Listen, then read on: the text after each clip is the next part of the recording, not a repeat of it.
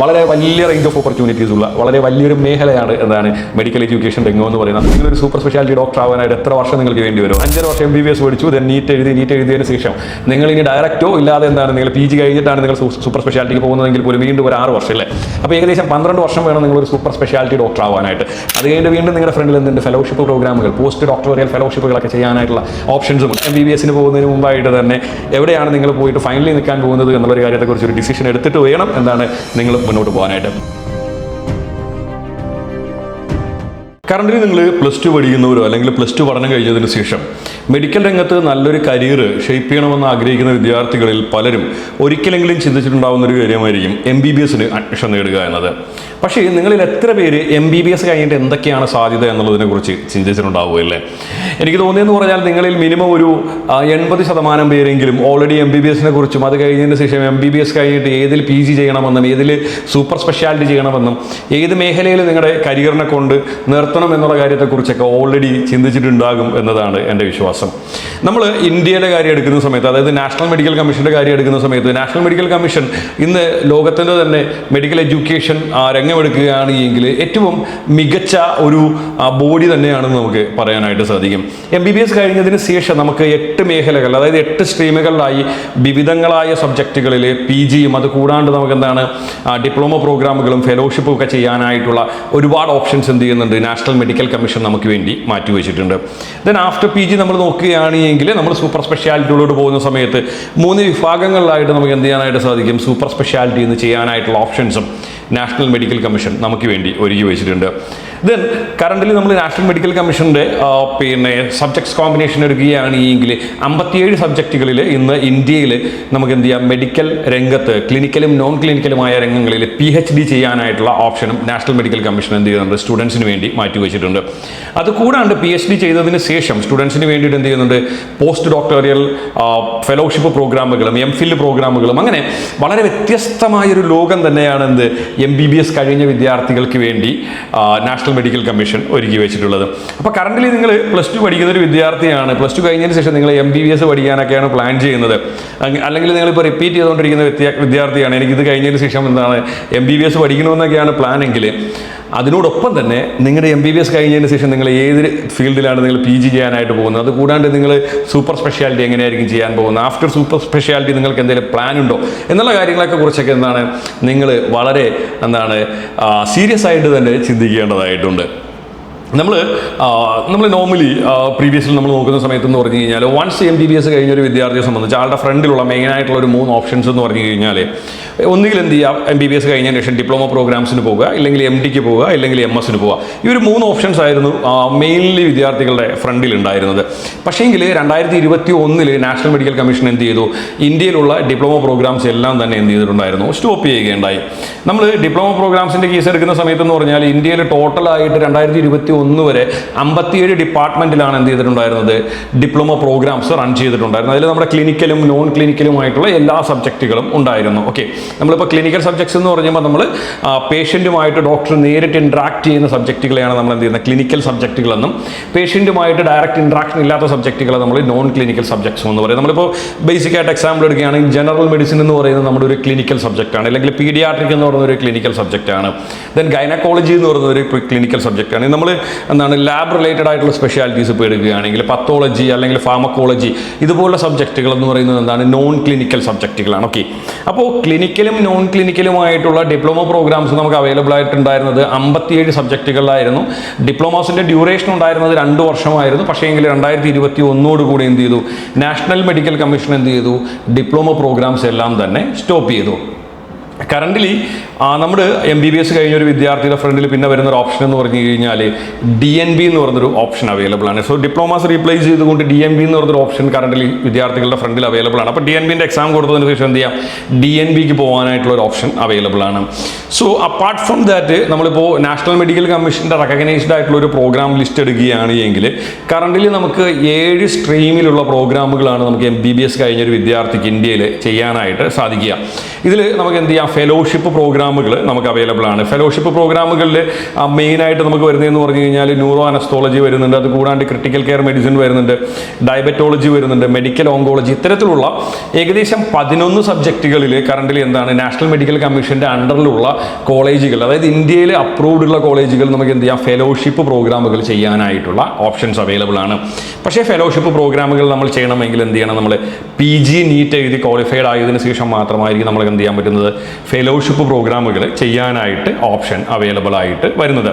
ഇത് കൂടാണ്ട് പിന്നെ വരുന്നതെന്ന് പറഞ്ഞു കഴിഞ്ഞാൽ FCPS എന്ന് പറയുന്ന പ്രോഗ്രാംസ് ഉണ്ട്. FCPS നമുക്ക് മെയിനായിട്ട് അവൈലബിൾ ആയിട്ടുള്ളതെന്ന് പറഞ്ഞു കഴിഞ്ഞാൽ നമുക്ക് ജനറൽ മെഡിസിനിൽ അവൈലബിൾ ആയിട്ടുണ്ട്, ദെൻ മെഡിസിൻ ആൻഡ് ഗൈനക്കോളജിയിൽ അവൈലബിൾ ആയിട്ടുണ്ട്, ഒഫ്താൽമോളജി, പത്തോളജി, ദെൻ സർജറി, അത് കൂടാണ്ട് പിന്നെ വരുന്നതെന്ന് പറഞ്ഞാൽ ഡെർമറ്റോളജി. അപ്പോൾ ഈ ഒരു 6 ഡിപ്പാർട്ട്മെൻറ്റുകളിലായിട്ട് നമുക്ക് എന്ത് വരുന്നുണ്ട്, fellow of college of physicians and surgeons എന്ന് പറയുന്ന പ്രോഗ്രാം, FCPS എന്ന് പറയും. സോ ഇത്തരത്തിലുള്ള പ്രോഗ്രാമുകൾ നമുക്ക് അവൈലബിൾ ആയിട്ടുണ്ട്. സോ മെയിൻലി നമുക്ക് ഗവൺമെൻറ്റിലും പ്രൈവറ്റിലും FCPS പ്രോഗ്രാംസ് അവൈലബിൾ ആണ്. സോ അതിനും നമ്മൾ എന്ത് ചെയ്യേണ്ടതായിട്ടുണ്ട്, MBBS കഴിഞ്ഞതിന് ശേഷം നമ്മൾ PG നീറ്റ് എഴുതിയിട്ടാണ് നമുക്ക് എന്ത് ചെയ്യാൻ പറ്റുന്നത്, അഡ്മിഷൻ എടുക്കാനായിട്ട് സാധിക്കുക. ദെൻ പിന്നെ നമുക്ക് വരുന്ന പ്രോഗ്രാം എന്ന് പറഞ്ഞു കഴിഞ്ഞാൽ നമുക്ക് MBBS കഴിഞ്ഞതിന് ശേഷം PG നീറ്റിലൂടെ നമുക്ക് അഡ്മിഷൻ ലഭിക്കുന്ന മാസ്റ്റേഴ്സ് പ്രോഗ്രാംസ് ഉണ്ട് കേട്ടോ. മാസ്റ്റേഴ്സ് പ്രോഗ്രാംസിൽ നമുക്ക് എന്തുണ്ട്, പബ്ലിക് ഹെൽത്ത് ഉണ്ട്, അത് കൂടാണ്ട് masters programme in hospital administration, ഇത്തരത്തിലുള്ള മാനേജ്മെൻറ്റ് സൈഡ് പ്രോഗ്രാമുകളും എന്താണ് ക്ലിനിക്കൽ റിലേറ്റഡ് പ്രോഗ്രാമുകളും നമുക്ക് മാസ്റ്റേഴ്സിനകത്ത് നാഷണൽ മെഡിക്കൽ കമ്മീഷൻ തന്നെ എന്ത് ചെയ്യുന്നുണ്ട്, അത്തരത്തിലുള്ള പ്രോഗ്രാംസ് നമുക്ക് കൊടുക്കുന്നുണ്ട്. സോ പക്ഷേ അതിന് നമുക്ക് എന്ത് വേണം, PG നീറ്റ് എഴുതിയതിന് ശേഷം നമുക്ക് എന്ത് ചെയ്യാം, ആ ഒരു മേഖലയിലോട്ട് പോകാനായിട്ട് സാധിക്കും. അപ്പോൾ MBBS കഴിഞ്ഞതിന് ശേഷം നിങ്ങൾക്കിപ്പോൾ ക്ലിനിക്കലോ നോൺ ക്ലിനിക്കലോ ആയിട്ടുള്ളൊരു എന്താണ് ഒരു പ്രാക്ടീസിങ് ഫീൽഡിൽ വർക്ക് ചെയ്യാനായിട്ട് നിങ്ങൾക്ക് പ്ലാൻ ഇല്ല എങ്കിൽ നിങ്ങൾക്ക് എന്ത് ചെയ്യാം, ഇത്തരത്തിലുള്ള മാസ്റ്റേഴ്സ് പ്രോഗ്രാമുകൾ നിങ്ങൾക്ക് എന്താ എടുക്കാനായിട്ട് സാധിക്കും, PG നീറ്റ് എഴുതിയതിന് ശേഷം ഗവൺമെൻറ് കോളേജുകളിലോ പ്രൈവറ്റ് കോളേജുകളിലോ നിങ്ങൾക്ക് എന്ത് ചെയ്യാം, അഡ്മിഷൻ എഴുതി പഠിച്ച് നിങ്ങളുടെ കരിയർ നിങ്ങൾക്ക് ബിൽഡ് ചെയ്യാനായിട്ടുള്ളൊരു ഓപ്ഷൻ നിങ്ങൾക്ക് അവൈലബിൾ ആണ്. സോ ഇനി നമുക്ക് വരുന്നതെന്ന് പറഞ്ഞു കഴിഞ്ഞാൽ നമ്മുടെ MDMS പ്രോഗ്രാമുകളാണ് അല്ലേ. നോർമലി നമ്മുടെ എല്ലാ വിദ്യാർത്ഥികളും വൺസ് MBBS കഴിഞ്ഞതിന് ശേഷം എല്ലാവരും ചിന്തിക്കുന്നത് ഒന്നുകിൽ MDക്ക് പോകണം അല്ലെങ്കിൽ നമുക്ക് എന്താണ് MS-ന് പോകണം എന്ന് തന്നെയായിരിക്കും. അല്ലാണ്ട് ഞാൻ ഈ നേരത്തെ പറഞ്ഞ കാര്യങ്ങളെക്കുറിച്ചൊക്കെ മേ ബി നിങ്ങൾ കേൾക്കുന്നത് തന്നെ ഫസ്റ്റ് ആയിരിക്കാം അല്ലേ. ഓക്കെ, നമ്മളിപ്പോൾ MS-ലോട്ട് വരുന്ന സമയത്തെന്ന് പറഞ്ഞാൽ മാസ്റ്റേഴ്സ് ഇൻ സർജറിയും ദെൻ എന്താണ് MD എന്ന് പറയുന്നതെന്ന് പറഞ്ഞാൽ മാസ്റ്റേഴ്സ് ഇൻ ഡോക്ടറേറ്റുമാണ്. ഓക്കെ, സോ നമ്മൾ MDMS-ൻ്റെ കേസിലോട്ട് വരുന്ന സമയത്തെന്ന് പറഞ്ഞു കഴിഞ്ഞാൽ MS എന്ന് പറയുന്നത് സർജിക്കൽ ഡിപ്പാർട്ട്മെൻറ്റുകളെയും അത് കൂടാണ്ട് പിന്നെ MD എന്ന് പറയുന്നതെന്ന് പറഞ്ഞു കഴിഞ്ഞാൽ എന്താണ് ക്ലിനിക്കൽ ഡിപ്പാർട്ട്മെൻറ്റിലെ നോൺ സർജിക്കൽ ഡിപ്പാർട്ട്മെൻറ്റുകളെയും ആണ് എന്ത് ചെയ്യുന്നത്, പ്രതിനിധാനം ചെയ്യുന്നത്. നമ്മളിപ്പം മെയിൻലി നമ്മളിപ്പോൾ എന്താണ് സർജിക്കൽ ഡിപ്പാർട്ട്മെൻറ്റിലോട്ട് വരുന്ന സമയത്തെന്ന് പറഞ്ഞാൽ നമുക്ക് എന്താണ് MSENT വരുന്നുണ്ട്, ജനറൽ സർജറി വരുന്നുണ്ട്, അത് കൂടാണ്ട് നമുക്ക് എന്താണ് OBG വരുന്നുണ്ട്, ഒഫ്താൽമോളജി, ഓർത്തോപീഡിയാട്രിക്സ്, MSENT. അപ്പോൾ ഇത്തരത്തിലുള്ള സബ്ജക്റ്റുകളാണ് മെയിനായിട്ട് എന്ത് വരുന്നത് നമ്മുടെ എന്താണ് സർജിക്കൽ ഡിപ്പാർട്ട്മെൻറ്റിൽ വരുന്നത്. ഓക്കെ, സോ നമുക്ക് MBBS കഴിഞ്ഞതിന് ശേഷം നമ്മുടെ 5.5 വർഷത്തെ MBBS പഠനം കഴിഞ്ഞതിന് ശേഷം PG നീറ്റ് എഴുതിയിട്ട് എന്ത് ചെയ്യാൻ പറ്റും, നമുക്ക് 3 വർഷത്തെ ഡ്യൂറേഷനുള്ള MS പ്രോഗ്രാമുകൾക്ക് നമുക്ക് എന്ത് ചെയ്യാനായിട്ട് സാധിക്കും, അഡ്മിഷൻ നേടാനായിട്ട് സാധിക്കും.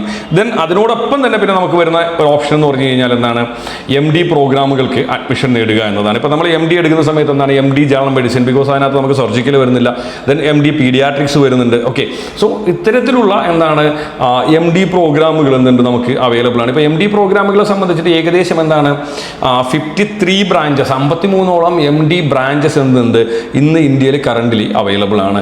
അപ്പോൾ അത്രയേറെ വൈഡ് റേഞ്ച് ഓഫ് ഓപ്പർച്യൂണിറ്റീസ് എന്തുണ്ട് നമുക്കിപ്പം MDMS മേഖലയിൽ അവൈലബിൾ ആണ്. അപ്പോൾ MBBS കഴിഞ്ഞതിന് ശേഷം നിങ്ങൾക്ക് ആ സർജിക്കൽ ഡിപ്പാർട്ട്മെൻറ്റുകൾ ഇഷ്ടപ്പെടുന്ന ഒരാളാണെങ്കിൽ നിങ്ങൾക്ക് MS എടുക്കാനും, ഇനിയില്ല നിങ്ങൾക്ക് എന്താണ് സർജിക്കൽ ഡിപ്പാർട്ട്മെൻറ്റ് നോൺ സർജിക്കൽ ഡിപ്പാർട്ട്മെൻറ്റിനോടാണ് താല്പര്യമെങ്കിൽ നിങ്ങൾക്ക് എന്ത് ചെയ്യാം MD പ്രോഗ്രാം എടുക്കാനായിട്ടും സാധിക്കും.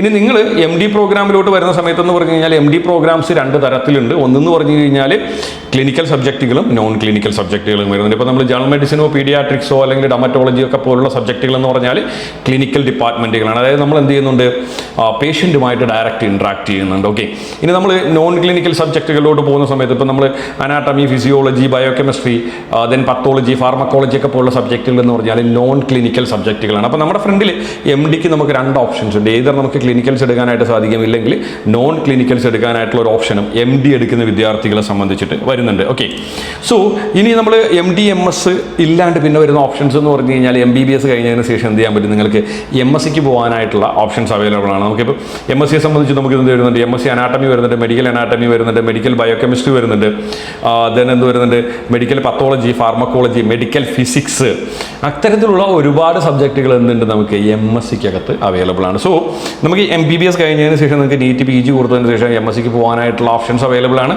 ഇനി എന്താണ് MSc സംബന്ധിച്ചിട്ട് MBBS കഴിഞ്ഞതിന് ശേഷം നിങ്ങൾക്ക് വേണമെങ്കിൽ ഡയറക്റ്റ് ആയിട്ട് നിങ്ങൾക്ക് പോകാനായിട്ടുള്ള ഓപ്ഷൻസ് ഉണ്ട്. സോ അപ്പം MBBS കഴിഞ്ഞൊരു വിദ്യാർത്ഥിയെ സംബന്ധിച്ചിട്ട് നമ്മൾ നോർമലി ഇതുവരെ ചിന്തിച്ചിട്ടുണ്ടാവുന്നത് MD MSന് മാത്രമാണ് പോകാനായിട്ട് സാധ്യതയുള്ളതാണെന്നല്ലേ. പക്ഷേ നമുക്ക് എന്തുണ്ട്, ആഫ്റ്റർ MBBS നമുക്ക് ഫെലോഷിപ്പ് പ്രോഗ്രാമുകൾ അവൈലബിൾ ആണ്. അത് കൂടാണ്ട് എന്തുണ്ട്, FCPS പ്രോഗ്രാമുകൾ അവൈലബിൾ ആണ്. ദെൻ അത് കൂടാണ്ട് എന്തുണ്ട്, മാസ്റ്റേഴ്സ് പ്രോഗ്രാംസ് ഉണ്ട്, ദെൻ MS ഉണ്ട്, MD ഉണ്ട്, അത് കൂടാണ്ട് MSCയും ഉണ്ട്. അപ്പോൾ ഏകദേശം നമ്മളിപ്പോൾ ഡിപ്ലോമ പ്രോഗ്രാംസ് ഇപ്പോൾ കറണ്ട്ലി സ്റ്റോപ്പ് ചെയ്തിട്ടുണ്ട് നാഷണൽ മെഡിക്കൽ കമ്മീഷൻ. ഡിപ്ലോമാസ് ഒഴിച്ചു കഴിഞ്ഞാൽ ഏകദേശം 7 മേഖലയിൽ എന്ത് ചെയ്യാൻ പറ്റും, MBBS കഴിഞ്ഞൊരു വിദ്യാർത്ഥിക്ക് പോകാനായിട്ട് സാധിക്കും. ഓക്കെ, സോ അപ്പം MBBS കഴിഞ്ഞതിന് ശേഷം ഈ ഒരു മേഖലയിലൊക്കെ പോയി ഏതെങ്കിലുമൊക്കെ ഒരു PG എടുത്തു കഴിഞ്ഞാൽ പിന്നെ ആ ഒരു വിദ്യാർത്ഥിക്കുള്ള ഓപ്ഷൻ, മെയിനായിട്ട് വരുന്ന ഓപ്ഷൻസിനെ കുറിച്ചാണ് നമ്മൾ നോക്കാനായിട്ട് പോകുന്നത്. ഓക്കെ, സോ വൺസ് നമ്മൾ PG കഴിഞ്ഞ് കഴിഞ്ഞാൽ പിന്നെ വരുന്നതെന്ന് പറഞ്ഞാൽ പോസ്റ്റ് ഡോക്ടോറിയൽ സർട്ടിഫിക്കറ്റ് പ്രോഗ്രാമുകൾ നമുക്ക് അവൈലബിൾ ആണ്. അതായത് PDCC എന്ന് പറയും, പോസ്റ്റ് ഡോക്ടോറിയൽ സർട്ടിഫിക്കറ്റ് പ്രോഗ്രാംസ് അവൈലബിൾ ആണ്. സോ അപ്പോൾ നമ്മൾ എയ്തർ DNBയോ അല്ലെങ്കിൽ MD MS ഒക്കെ കഴിഞ്ഞ വിദ്യാർത്ഥികൾക്ക് അഡീഷണൽ ആയിട്ട് 1 ഇയർ കൂടെ പഠിച്ചുകൊണ്ട് എന്ത് ചെയ്യാനായിട്ട് സാധിക്കും, PDCC പ്രോഗ്രാമുകൾ ചെയ്യുന്നതിലൂടെ കുറച്ചുകൂടെ എന്ത് ചെയ്യാൻ പറ്റും, ക്ലിനിക്കലായിട്ട് നിങ്ങൾക്ക് എന്താണ് കുറച്ചുകൂടെ ഡെവലപ്പ് ആവാനായിട്ട് സാധിക്കുകയും കുറച്ചുകൂടെ നിങ്ങൾക്ക് എന്താണ് നല്ല ഒരു കരിയർ ബിൽഡ് ചെയ്യാനായിട്ട് ഉള്ള ഓപ്ഷൻസും എന്തുണ്ട്, ഓൾറെഡി NMCൻ്റെ അണ്ടറിൽ തന്നെ ഇത്തരത്തിലുള്ള പ്രോഗ്രാമുകൾ PDCC പ്രോഗ്രാമുകൾ കറൻ്റ് റൺ ചെയ്യുന്നുണ്ട്. ഓക്കെ, സോ ഇനി ഇതല്ല നമുക്ക് എന്താണ്, വൺസ് കോഴ്സ് കഴിഞ്ഞു നമ്മൾ എന്ത് ചെയ്തു, PG ചെയ്തതിന് ശേഷം എനിക്ക് ഡയറക്റ്റ് സൂപ്പർ സ്പെഷ്യാലിറ്റിക്ക് തന്നെ പോകണം എന്നാഗ്രഹിക്കുന്ന വിദ്യാർത്ഥികളുടെ ഫ്രണ്ടിലുള്ള 2 ഓപ്ഷൻസ് എന്ന് പറഞ്ഞു കഴിഞ്ഞാൽ ഒന്ന് MCH, ദെൻ 2 എന്ന് പറയുന്നത് DM ആണ്. ഓക്കെ, സോ MCH എന്ന് പറഞ്ഞു കഴിഞ്ഞാൽ എന്താണ്, സർജിക്കൽ റിലേറ്റഡ് ആയിട്ടുള്ള സൂപ്പർ സ്പെഷ്യാലിറ്റി ഡിപ്പാർട്ട്മെൻറ്റുകളാണ് എന്ത് വരുന്നത്, നമുക്ക് MCHൻ്റെ അണ്ടറിൽ വരുന്നത്. അത് കൂടാണ്ട് നമുക്ക് എന്ത് വരുന്നുണ്ട്, നോൺ സർജിക്കൽ ആയിട്ടുള്ള ഡിപ്പാർട്ട്മെൻറ്റുകളുടെ സൂപ്പർ സ്പെഷ്യാലിറ്റീസ് ആണ് നമുക്ക് DMൻ്റെ അണ്ടറിൽ വരുന്നത്. നമ്മളിപ്പോൾ നമ്മൾ വിദേശ രാജ്യങ്ങൾ, നമ്മൾ UK അല്ലെങ്കിൽ US ഒക്കെ പോലുള്ള രാജ്യങ്ങൾ നമ്മൾ എടുക്കുകയാണെങ്കിൽ അവിടെ നമുക്ക് ഡയറക്റ്റ് ആയിട്ടുള്ള സ്പെഷ്യാലിറ്റി പ്രോഗ്രാമുകൾ നേരത്തെ തന്നെ അവൈലബിൾ ആണ്. ഇപ്പോൾ നമുക്ക് ന്യൂറോ സർജറി എന്ന് പറയുന്ന ഒരു ഡിപ്പാർട്ട്മെൻറ്റ് എന്താണ് 5 ഇയർ പ്രോഗ്രാം ഒക്കെ UK അവൈലബിൾ ആണ്. ഓക്കെ, അല്ലെങ്കിൽ കാർഡിയോ തൊറാസ്റ്റിക് സർജറി അല്ലെങ്കിൽ കാർഡിയാക് സർജറി അത്തരത്തിലേക്കുള്ള ഡയറക്റ്റ് പ്രോഗ്രാമുകൾ വൺസ് എന്നത് MBBS കഴിഞ്ഞതിന് ശേഷം അവിടുത്തെ ലൈസൻസിങ് എക്സാം കൊടുത്തു, അത് കഴിഞ്ഞതിന് ശേഷം എൻട്രൻസ് ചെയ്ത് കഴിഞ്ഞാൽ ഡയറക്റ്റ് ആയിട്ട് തന്നെ എന്താണ് 5 ഇയറോ 6 ഇയറോ വരുന്ന സൂപ്പർ സ്പെഷ്യാലിറ്റി പ്രോഗ്രാമുകളിൽ നേരിട്ട് പോകാനായിട്ടുള്ള ഒരു ഓപ്ഷൻ വിദേശ രാജ്യങ്ങളിൽ പണ്ട് മുതൽ തന്നെ അവൈലബിൾ ആയിരുന്നു. പക്ഷേങ്കിൽ അത്തരത്തിലുള്ള പ്രോഗ്രാമുകൾ ഇന്ത്യയിൽ വളരെ റീസെൻ്റ് ആയിട്ടാണ് എന്ത് ചെയ്തിരിക്കുന്നത്, ഇൻട്രൊഡ്യൂസ് ചെയ്തിരിക്കുന്നത്. അതിനകത്ത് മെയിനായിട്ട് വരുന്നതെന്ന് പറഞ്ഞാൽ MCH ഇൻ പീഡിയാട്രിക് സർജറി വരുന്നുണ്ട്. അത് കൂടാണ്ട് പിന്നെ വരുന്നതെന്ന് പറഞ്ഞാൽ MCH ഇൻ ന്യൂറോ സർജറി, അതുകൂടാണ്ട് MCH ഇൻ ന്യൂറോ സർജറിയുടെ തന്നെ 5 ഇയർ പ്രോഗ്രാം 6 ഇയേഴ്സ് പ്രോഗ്രാം എന്തുണ്ട് കറൻ്റ് എന്താണ് NMCൻ്റെ അണ്ടറിൽ റൺ ചെയ്യുന്നുണ്ട്. എനിക്ക് തോന്നിയെന്ന് പറഞ്ഞു കഴിഞ്ഞാൽ നമ്മുടെ ചെന്നൈയിലുള്ള SRMC, ഓക്കെ, SRMCയിൽ എന്ത് ചെയ്യുന്നുണ്ട്, ഡയറക്റ്റ് MBBS കഴിഞ്ഞൊരു വിദ്യാർത്ഥിക്ക് നേരിട്ട് തന്നെ 6 വർഷത്തെ എന്താണ് ന്യൂറോ സർജറി പ്രോഗ്രാമിന് ജോയിൻ ചെയ്യാനായിട്ട് സാധിക്കും. അത്തരത്തിലുള്ള വളരെ ചുരുക്കം കോളേജുകളാണ് ഇന്ന് നമുക്ക് ഇന്ത്യയിൽ അവൈലബിൾ ആയിട്ടുള്ളത്. അതുപോലെ തന്നെ പീഡിയാട്രിക് സർജറി എന്ത് ചെയ്യുന്നുണ്ട്, 6 ഇയേഴ്സ് പ്രോഗ്രാം. വൺസ് MBBS കഴിഞ്ഞിട്ട് ഡയറക്റ്റ് തന്നെ പീഡിയാട്രിക് സർജറിയിലോട്ട് എന്ത് ചെയ്യാൻ പറ്റും, ഫോക്കസ് ചെയ്യാൻ പറ്റുന്ന രീതിയിലുള്ള പ്രോഗ്രാമുകൾ ഇന്ന് ഇന്ത്യയിൽ വരുന്നുണ്ട്. ഓക്കെ, അപ്പോൾ നമ്മൾ സൂപ്പർ സ്പെഷ്യാലിറ്റീനെ സംബന്ധിച്ചിട്ട് നമ്മുടെ ഫ്രണ്ടിലുള്ളത് 2 ഓപ്ഷൻസ് ആണ്. ഒന്നെന്ന് പറഞ്ഞു കഴിഞ്ഞാൽ ഏതെങ്കിലും ഒരു സർജിക്കൽ ഡിപ്പാർട്ട്മെൻറ്റ് എടുത്തു, സർജിക്കൽ ഡിപ്പാർട്ട്മെൻറ്റിൻ്റെ PG എടുത്ത് പഠിച്ചതിന് ശേഷം എന്ത് ചെയ്യാം, എഗെയിൻ സൂപ്പർ സ്പെഷ്യാലിറ്റി 3 വർഷം പഠിക്കാനായിട്ടുള്ള ഒരു ഓപ്ഷൻ നമ്മുടെ ഫ്രണ്ടിലുണ്ട്. അത് കൂടാണ്ട് എന്ത് ചെയ്യാം, MBBS കഴിഞ്ഞതിന് ശേഷം 6 വർഷം ഡയറക്റ്റായിട്ട് തന്നെ സൂപ്പർ സ്പെഷ്യാലിറ്റി ചെയ്യാനായിട്ടുള്ള ഒരു ഓപ്ഷനും നമ്മുടെ ഫ്രണ്ടിലുണ്ട്. പക്ഷേ കറൻ്റ് നമ്മൾ ടോട്ടലായിട്ടുള്ള കോളേജസിൻ്റെ ലിസ്റ്റും അത് കൂടാണ്ട് നമുക്ക് അവൈലബിൾ ആയിട്ടുള്ള സൂപ്പർ സ്പെഷ്യാലിറ്റി ഡിപ്പാർട്ട്മെൻറ്റിൻ്റെ ലിസ്റ്റ് നമ്മൾ നോക്കുകയാണെങ്കിൽ നമുക്ക് ഏറ്റവും കൂടുതലുള്ളതെന്ന് പറഞ്ഞു കഴിഞ്ഞാൽ വൺസ് നമ്മൾ എന്താണ് MS കഴിഞ്ഞതിന് ശേഷം പോകാനായിട്ടുള്ള ഓപ്ഷനാണുള്ളത്. അപ്പോൾ ഓക്കെ, നമ്മളിപ്പോൾ MS നമ്മൾ എന്ത് ചെയ്തു, ജനറൽ സർജറി എടുത്ത് പഠിച്ചൊരു വിദ്യാർത്ഥിക്ക് എന്ത് ചെയ്യാനായിട്ട് സാധിക്കും, അത് കഴിഞ്ഞതിന് ശേഷം ആൾക്ക് എന്താണ് ന്യൂറോ സർജറിയോ കാർഡിയാക് സർജറിയോ അല്ലെങ്കിൽ എന്താണ് യൂറോ തൊറാസ്റ്റിക് സർജനോ അല്ലെങ്കിൽ പീഡിയാട്രിക് സർജനോ ഇത്തരത്തിലുള്ള ഓപ്ഷൻസിലോട്ടൊക്കെ പോകാനായിട്ട് സാധിക്കും. തന്നെ MS ENT എടുത്ത് പഠിച്ചൊരു വിദ്യാർത്ഥിയാണെങ്കിൽ എന്താ ന്യൂറോ റിലേറ്റഡ് ആയിട്ടുള്ള എല്ലാ സർജറീസും എന്ത് ചെയ്യാൻ പറ്റും, ആൾക്ക് അതിൻ്റെ സൂപ്പർ സ്പെഷ്യാലിറ്റി എടുക്കാനായിട്ടുള്ള ഓപ്ഷൻസ് അവൈലബിൾ ആണ്. ഓക്കെ, അപ്പോൾ നിങ്ങൾ MBBS ചൂസ് ചെയ്യുന്നതിന് മുമ്പ് തന്നെ ഞാൻ ഈ പറഞ്ഞ കാര്യത്തെക്കുറിച്ച് നിങ്ങൾ ചിന്തിക്കുക. നിങ്ങൾ MBBS കഴിഞ്ഞതിന് ശേഷം നിങ്ങൾ ഫൈനലി ചെന്ന് നിൽക്കാനായിട്ട് പോകുന്ന ഡെസ്റ്റിനേഷൻ ഏതാണ്, MCH ആണ് എങ്കിൽ എന്ത് ചെയ്യുക, MCHൽ ഏത് സർജിക്കൽ ഡിപ്പാർട്ട്മെൻറ്റാണ് നിങ്ങൾ പ്ലാൻ ചെയ്യുന്നത്, അങ്ങനെയാണെങ്കിൽ എന്ത് ചെയ്യുക, അതിനെ ബേസ് ചെയ്തിട്ട് വേണം നിങ്ങൾ എന്ത് ചെയ്യുക, PG പോലും ചൂസ് ചെയ്യാനായിട്ട്. ഓക്കെ, സോ ഇന്ന് കറൻ്റ് നമ്മൾ നോക്കുന്ന സമയത്തെന്ന് പറഞ്ഞാൽ ഏകദേശം 48ഓളം ഡിപ്പാർട്ട്മെൻറ്റിൽ എന്തുണ്ട്, നമുക്ക് ഇന്ത്യയിൽ MCH കൊടുക്കുന്നുണ്ട്. അതായത് സർജറിയുടെ സൂപ്പർ സ്പെഷ്യാലിറ്റി ഡിപ്പാർട്ട്മെൻറ്റുകൾ ഏകദേശം 48ഓളം ഡിപ്പാർട്ട്മെൻറ്റിൽ എന്ത് കൊടുക്കുന്നുണ്ട് ഇന്ന് ഇന്ത്യയിൽ അവൈലബിൾ ആണ്. ദെൻ ഇതേ കേസ് നമ്മൾ DMലോട്ട് വരുന്ന സമയത്ത്, അതായത് നമ്മുടെ എന്താണ് പിന്നെ ഡോക്ടർ ഓഫ് മെഡിസിനിലോട്ട് വരുന്ന സമയത്ത്, അതായത് നമ്മുടെ നോൺ സർജിക്കൽ ഡിപ്പാർട്ട്മെൻറ്റുകളുടെ സൂപ്പർ സ്പെഷ്യാലിറ്റിയിലോട്ട് വരുന്ന സമയത്ത് ഇന്ത്യയിൽ ഏകദേശം എന്തുണ്ട് 90ഓളം എന്താണ് DM ഡിപ്പാർട്ട്മെൻറ്റുകളാണ് നമുക്ക് അവൈലബിൾ ആയിട്ട് ഉള്ളത്. ഓക്കെ, അപ്പോൾ DM ഡിപ്പാർട്ട്മെൻറ്റുകളെ സംബന്ധിച്ചിട്ടെന്ന് പറഞ്ഞു കഴിഞ്ഞാൽ ഇപ്പോൾ നിങ്ങൾ എന്ത് ചെയ്തു, MBBS കഴിഞ്ഞു, അത് കഴിഞ്ഞിട്ട് നിങ്ങൾ MD എടുത്തു. MD എടുത്തതിന് ശേഷം എന്ത് ചെയ്തു, നിങ്ങൾ ക്ലിനിക്കൽ ഡിപ്പാർട്ട്മെൻറ്റുകളുടെ നിങ്ങൾ സൂപ്പർ സ്പെഷ്യാലിറ്റിയിലോട്ട് വരുന്ന സമയത്ത് ഒത്തിരി എന്താണ് സാധ്യതയുള്ളൊരു മേഖലയാണ് DM എന്ന് പറയുന്നത്. സോ DMൻ്റെ കേസിലോട്ട് വരുന്ന സമയത്തും DMനെ സംബന്ധിച്ചിട്ടും എന്തുണ്ട്, നമുക്ക് ഡയറക്റ്റ് DM അവൈലബിൾ ആയിട്ടുള്ളതെന്ന് പറഞ്ഞു കഴിഞ്ഞാൽ 6 years പ്രോഗ്രാം ഇൻ ഇൻഫെക്ഷൻ ഡിസീസസിൽ കറണ്ട്ലി എന്തുണ്ട് 6 years പ്രോഗ്രാം അവൈലബിൾ ആണ്. ഓക്കെ, അപ്പം വളരെ ചുരുക്കം ഡിപ്പാർട്ട്മെൻറ്റുകളിലാണ് എന്ത് ഞാൻ നേരത്തെ പറഞ്ഞതുപോലെ തന്നെ പിന്നെ സർജിക്കൽ ഡിപ്പാർട്ട്മെൻറ്റിൻ്റെ കേസിലും ഡയറക്റ്റ് ആയിട്ടുള്ള DM ഇപ്പോൾ ഇന്ത്യയിൽ സ്റ്റാർട്ട് ചെയ്തിട്ടുള്ളത്. പക്ഷേ എന്താണ് വളരെ വേഗത്തിൽ തന്നെ എന്താണ് ഡയറക്റ്റ് ആയിട്ടുള്ള സൂപ്പർ സ്പെഷ്യാലിറ്റി ഡിപ്പാർട്ട്മെൻറ്റുകൾ നമ്മൾ മെഡിക്കൽ ഡിപ്പാർട്ട്മെൻറ്റുകളിലും സ്റ്റാർട്ട് ചെയ്യുമെന്ന് തന്നെ നമുക്ക് പ്രതീക്ഷിക്കാം. അങ്ങനെ വരികയാണെങ്കിൽ MBBS കഴിഞ്ഞതിന് ശേഷം ഡയറക്റ്റ് ആയിട്ട് ഒരു എൻട്രൻസ് ചെയ്തിട്ട് നിങ്ങൾക്ക് എന്താണ് സൂപ്പർ സ്പെഷ്യാലിറ്റിയിലോട്ട് നിങ്ങൾക്ക് നേരിട്ട് പോകാനായിട്ടുള്ള ഒരു ഓപ്ഷനും നിങ്ങളുടെ ഫ്രണ്ടിലുണ്ട്. ഓക്കെ, ദെൻ അത് കഴിഞ്ഞതിന് ശേഷം പിന്നെ നമുക്കുള്ള ഓപ്ഷൻസ് എന്ന് പറഞ്ഞാൽ നമ്മളിപ്പം എന്ത് ചെയ്തു, MDMS കഴിഞ്ഞു. അതിന് കഴിഞ്ഞിട്ട് നമ്മുടെ പിന്നെ വരുന്ന ഓപ്ഷൻസ് എന്ന് പറഞ്ഞു കഴിഞ്ഞാൽ എന്താണ് MCH അല്ലെങ്കിൽ DM ചെയ്യാനായിട്ടുള്ള ഓപ്ഷൻസ് ഉണ്ട്. പിന്നെ നമുക്കുള്ളതെന്ന് പറഞ്ഞാൽ MPhil ചെയ്യാനായിട്ടുള്ള ഓപ്ഷൻസ് അവൈലബിൾ ആണ്. കറണ്ട്ലി മെയിനായിട്ട് നമുക്കുള്ളതെന്ന് പറഞ്ഞു കഴിഞ്ഞാൽ 3 സബ്ജക്റ്റുകളിലാണ് നമുക്ക് എന്തുള്ളത് NMC അണ്ടറിലുള്ള കോളേജുകളിൽ നിന്ന് MPhil അവൈലബിൾ ആയിട്ടുള്ളത്. ഒന്നെന്ന് പറഞ്ഞു കഴിഞ്ഞാൽ ബയോഫിസിക്സിൽ അവൈലബിൾ ആണ്. പിന്നെ അവൈലബിൾ ആയിട്ടുള്ളതെന്ന് പറഞ്ഞാൽ ന്യൂറോ ഫിസിയോളജിയിലും ന്യൂറോ സയൻസിലും. ഈ ഒരു 3 സബ്ജക്റ്റുകളാണ് കറണ്ട്ലി നമുക്ക് എന്തുള്ളത് MPhil ഇന്ത്യയിൽ നാഷണൽ മെഡിക്കൽ കമ്മീഷൻ്റെ അപ്രൂവലുള്ള കോളേജുകളുടെ അണ്ടറിൽ അവൈലബിൾ ആയിട്ടുള്ളത്.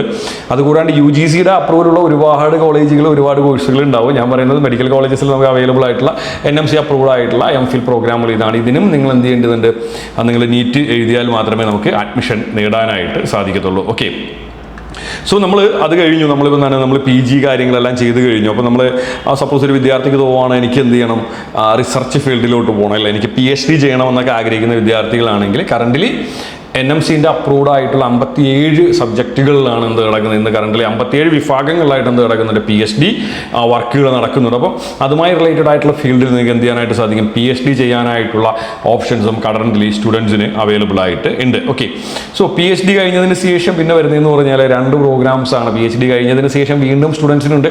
ഒന്നെന്ന് പറഞ്ഞു കഴിഞ്ഞാൽ PDF എന്ന പേരിൽ തന്നെ അറിയപ്പെടുന്ന പോസ്റ്റ് ഡോക്ടറേറ്റ് ഫെലോഷിപ്പ് പ്രോഗ്രാമുകൾ. PDFൻ്റെ അണ്ടറിൽ ടോട്ടലായിട്ട് നമുക്ക് വരുന്നതെന്ന് പറഞ്ഞാൽ ഏകദേശം 39ഓളം സബ്ജക്റ്റുകൾ എന്തുകൊണ്ട് പോസ്റ്റ് ഡോക്ടറേറ്റ് ഫെലോഷിപ്പുകൾ PDF ഫെലോഷിപ്പുകൾ എന്ത് കൊടുക്കുന്നുണ്ട്. അതുകൂടാണ്ട് എന്തുണ്ട് പോസ്റ്റ് ഡോക്ടേറിയൽ ഫെലോഷിപ്പുകളും എന്ത് കൊടുക്കുന്നുണ്ട്, ഏകദേശം 18 സബ്ജക്റ്റുകളിൽ പോസ്റ്റ് ഡോക്ടേറിയൽ ഫെലോഷിപ്പുകളും കൊടുക്കുന്നുണ്ട്. ഓക്കെ, അപ്പോൾ MBBS പഠിക്കാനായിട്ട് നിങ്ങൾ പ്ലാൻ ചെയ്തിട്ടുണ്ട് എങ്കിൽ എന്ത് ചെയ്യുക, നിങ്ങൾ ഫൈനലി എവിടെയാണ് പോയി നിൽക്കാനായിട്ട് പോകുന്നത് എന്ന കാര്യത്തെക്കുറിച്ച് കൂടെ പ്രോപ്പറായിട്ട് ചിന്തിച്ചതിന് ശേഷം മാത്രം എന്ത് ചെയ്യുക, ഈ ഒരു കോഴ്സ് ചൂസ് ചെയ്യുക. കാര്യം വളരെ വലിയ റേഞ്ച് ഓഫ് ഓപ്പർച്യൂണിറ്റീസ് ഉള്ള വളരെ വലിയൊരു മേഖലയാണ് എന്താണ് മെഡിക്കൽ എഡ്യൂക്കേഷൻ രംഗം എന്ന് പറയുന്നത്. അത്രയും ചെറിയൊരു സർക്കിളിൽ വരുന്നൊരു സംഭവമൊന്നുമല്ല. നിങ്ങൾ നോർമലി ഒന്ന് ചിന്തിച്ച് നോക്കുക, നിങ്ങളൊരു സൂപ്പർ സ്പെഷ്യാലിറ്റി ഡോക്ടർ ആവാനായിട്ട് എത്ര വർഷം നിങ്ങൾക്ക് വേണ്ടി വരുമെന്നില്ലേ. അതായത് 5.5 വർഷം MBBS പഠിച്ചു, ദെൻ നീറ്റ് എഴുതിയതിന് ശേഷം നിങ്ങൾ ഇനി ഡയറക്റ്റോ ഇല്ലാതെ എന്താണ് നിങ്ങൾ PG കഴിഞ്ഞിട്ടാണ് നിങ്ങൾ സൂപ്പർ സ്പെഷ്യാലിറ്റിക്ക് പോകുന്നതെങ്കിൽ പോലും വീണ്ടും ഒരു 6 വർഷം അല്ലേ. അപ്പോൾ ഏകദേശം 12 വർഷം വേണം നിങ്ങളൊരു സൂപ്പർ സ്പെഷ്യാലിറ്റി ഡോക്ടർ ആവാനായിട്ട്. എഗെയിൻ നിങ്ങൾ ചിന്തിക്കുകയാണ് എനിക്ക് എന്താണ് മെഡിക്കൽ എഡ്യൂക്കേഷൻ രംഗത്ത് അല്ലെങ്കിൽ എന്താണ് മെഡിക്കൽ ഫീൽഡിൽ എനിക്കൊരു റിസർച്ച് ഫെലോ ആവണമെന്ന് ആഗ്രഹമുണ്ടെങ്കിൽ വീണ്ടും നിങ്ങൾ എന്ത് ചെയ്യണം, PhDക്ക് പോവാണ്. അപ്പോൾ ഒരു 3-4 വർഷം നിങ്ങൾക്ക് PhD കംപ്ലീറ്റ് ചെയ്യാൻ എടുക്കുന്നതെന്ന് ചിന്തിച്ച് നോക്കി, ഏകദേശം 15 വർഷം. അത് കഴിഞ്ഞിട്ട് വീണ്ടും നിങ്ങളുടെ ഫ്രണ്ടിൽ എന്തുണ്ട്, ഫെലോഷിപ്പ് പ്രോഗ്രാമുകൾ, പോസ്റ്റ് ഡോക്ടറോറിയൽ ഫെലോഷിപ്പുകളൊക്കെ ചെയ്യാനായിട്ടുള്ള ഓപ്ഷൻസും ഉണ്ട്. ഓക്കെ, അപ്പോൾ അത്രയും വളരെ വൈഡായിട്ടുള്ള ഒരുപാട് കാര്യങ്ങൾ ഓരോ ദിവസവും എന്താണ് ഇൻവെൻറ്റ് ചെയ്യപ്പെടുന്ന ഒരുപാട് കാര്യങ്ങൾ പുതുതായി നമുക്ക് അറിയാനുള്ള ഒരു മേഖലയാണ് എന്തെന്ന് പറയുന്നത് മെഡിക്കൽ എഡ്യൂക്കേഷൻ രംഗം എന്ന് പറയുന്നത്. അപ്പോൾ അതുകൊണ്ട് തന്നെ MBBSന് പോകുന്നതിന് മുമ്പായിട്ട് തന്നെ എവിടെയാണ് നിങ്ങൾ പോയിട്ട് ഫൈനലി നിൽക്കാൻ പോകുന്നത് എന്നുള്ളൊരു കാര്യത്തെക്കുറിച്ച് ഒരു ഡിസിഷൻ എടുത്തിട്ട് വേണം എന്താണ് നിങ്ങൾ മുന്നോട്ട് പോകാനായിട്ട്. പിന്നെ ഞാൻ വേറൊരു കാര്യം ചെയ്യുന്നുണ്ട്. കറണ്ടിൽ നമുക്ക് അവൈലബിൾ ആയിട്ടുള്ള കോഴ്സസ് ഏതൊക്കെയാണ് എന്നും അതിനുള്ള എന്താണ് പിന്നെ ഓപ്ഷൻസ് എന്താണെന്നുള്ളതായിട്ട് ബന്ധപ്പെട്ട് എന്ത് ചെയ്യുന്നുണ്ട്, ഒരു എക്സൽ ഓൾറെഡി എന്ത് ചെയ്യുന്നുണ്ട്, പ്രോപ്പറായിട്ട് ഞാൻ ക്രിയേറ്റ് ചെയ്തിട്ടുണ്ട്. അപ്പോൾ ഈ ഒരു എക്സൽ ഞാൻ എന്ത് ചെയ്യാം, ഗൂഗിൾ ഡ്രൈവിൽ അപ്പ് ചെയ്തിട്ടുണ്ട്. അതിൻ്റെ ലിങ്ക് കൂടെ ഞാൻ എന്ത് ചെയ്യുന്നുണ്ട്, ബയോയിൽ ഷെയർ ചെയ്യുന്നുണ്ട്. അപ്പോൾ നിങ്ങൾക്ക് വേണമെങ്കിൽ അത് ഡൗൺലോഡ് ചെയ്തിട്ട് എന്തൊക്കെ PGs ആണുള്ളത്, അതുകൂടാണ്ട് എന്തുണ്ട്, എന്തൊക്കെ MCH ഉണ്ട്, എന്തൊക്കെ DM ഉണ്ട്, എന്തൊക്കെ ഡോക്ടറേറ്റ് പ്രോഗ്രാം ഉണ്ട് എന്നുള്ള കാര്യമൊക്കെ നിങ്ങൾക്ക് അറിയാനായിട്ടും സാധിക്കുന്നതായിരിക്കും. അപ്പോൾ മെഡിക്കൽ എഡ്യൂക്കേഷൻ രംഗത്തിലെ പുതിയ വിശേഷങ്ങളുമായി പുതിയൊരു വീഡിയോയിൽ കാണുന്നവരേക്കും എല്ലാ കൂട്ടുകാർക്കും ബൈ ബൈ.